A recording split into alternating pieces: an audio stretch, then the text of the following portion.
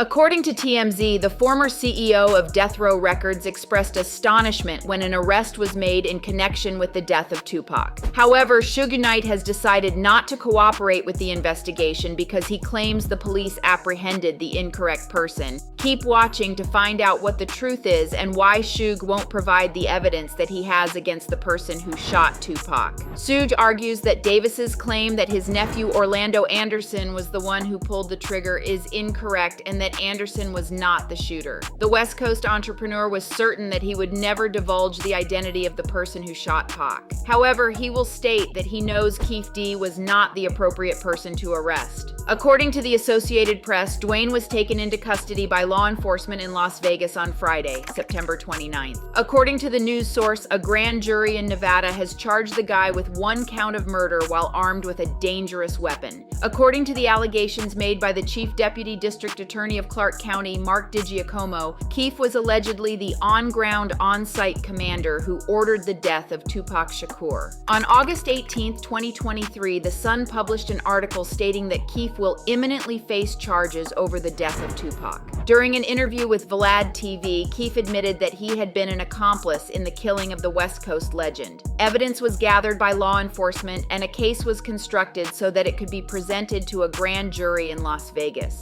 In a prior statement, the authorities said they were looking at first-degree murder potentially for Keefe D. However, the homicide team did not enter into this investigation lightly, you'll often hear people say. According to the source, they do not want to make any mistakes in this process. One of the most important aspects was constructing a strong case and file of evidence detailing how Keefe was one of the 4 suspects in the car, was pivotal in the actual murder, and then was responsible for the destruction of critical evidence. This information comes around 2 months after Las Vegas police conducted a search warrant at the residence of Paula Clemens, who is Davis's wife.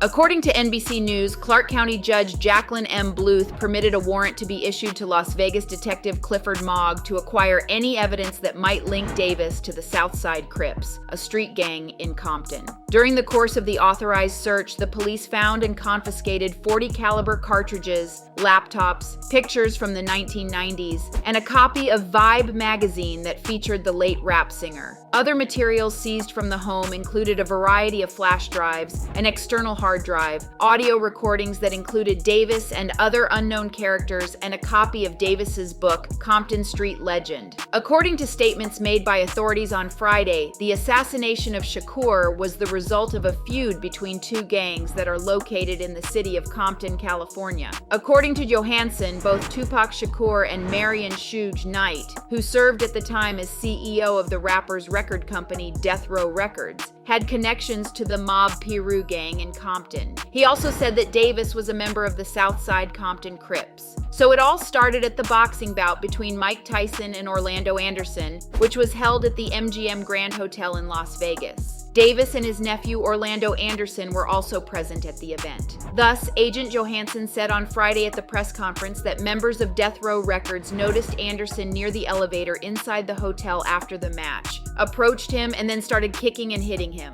In other words, Shakur and Knight were clearly observable among the individuals who assaulted Anderson. After the battle, both groups of people exited the hotel, with Shakur's entourage going to a nightclub for a party to celebrate the end of the fight. When Davis found out that his nephew had been assaulted, Davis began to devise a plan to obtain a firearm and retaliate against Suge Knight and Mr. Shakur. In the words of Agent Johansson, after Davis obtained a firearm from a close associate, he then got into a white Cadillac with Terrence Brown, DeAndre Smith, and Anderson. Johansson said that Davis gave the weapon to the people sitting in the vehicle's back seat while still in the automobile. At some point, the gang was able to locate the vehicle in which Shakur and Knight were traveling, pulled up beside it in a Cadillac, and began firing rounds at it. According to the police, Shakur was hit 4 times by bullets fired from the Cadillac. 6 days later, the rapper died. Dwayne Davis was the leader of the individuals who committed this crime, and he was the one who called the shots. He was the mastermind behind the criminal scheme that was ultimately carried out, Agent Johansson said. According to the indictment against Davis, both Anderson and Smith were present in the trunk of the Cadillac at the time of the shooting.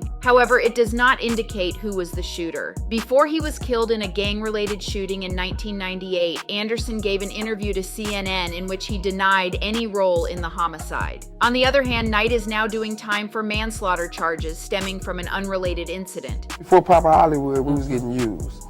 You know, like you had a talent and you got the credibility, and everybody else was using us. They were saying, if you want Snoop. According to the allegations made by the police, Davis was a leader of the Southside Compton Crips gang when he plotted his retribution against Shakur. 2019 saw the publication of his revealing autobiography, which was given the title Compton Street Legend. In the autobiography, he describes how he rose through the ranks of a violent gang in Southern California to become a shot caller. He later went on to control a drug empire throughout the country that was worth several millions of dollars. Davis was born in Watts, California, but his family relocated to Compton when he was young. At the time, Compton was considered a middle-class, family-oriented neighborhood for black families. According to what Davis claimed in his autobiography, his father and uncle were gambling on horses at the Agua Caliente racetrack in Tijuana, Mexico, when Davis's father won $50,000. In today's money, this would equal winning $1 million. In addition, his mother, a housewife in Texas, and his father, who served in the Marines in Virginia, used the money to buy a house in Compton and 2 new automobiles because they were delighted by the promise and possibilities of America. Davis said that his family was the only African-American family on their street when they moved there in 1965. On the other hand, white families began to leave the area gradually, like cockroaches fleeing when the lights were turned on, as Davis described it in his writing. Also, Davis was one of 12 siblings and spent his childhood in a large household. So fight was over, we sitting there in the cafe waiting on our food and stuff.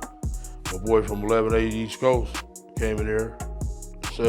Davis was 15 when his mother died of colon cancer in 1980. Davis revealed in his writing that he was diagnosed with the same kind of cancer in 2014 that had taken his mother's life. Additionally, 2 of his brothers passed away. One passed away from cancer, and the other was killed on the streets of Compton. Also, Davis said he first encountered Marion Suge Knight, CEO of Death Row Records, when he was 9. He said that he joined the Crips in 1971, mostly because this was the activity that most of the lads in the area were participating in at the time. It wasn't rolling fast enough, he added, where he was working at Compton College. He could sell narcotics, and the rapidity he might generate income appealed to him. Davis said in his writing that he spent the years 1985-1989 in jail for drug selling, and he claimed that his time behind bars did not rehabilitate him but turned him into a hardened gangster. Because he was such a hardened criminal, there is little question that he was the one who shot Tupac. In the comments section below, leave your thoughts on the possible motivations for Suge's decision to withhold evidence that might expose the gunman. And that wraps things up. We appreciate you watching this video. Please hit the subscribe button, and we'll see you in the next one.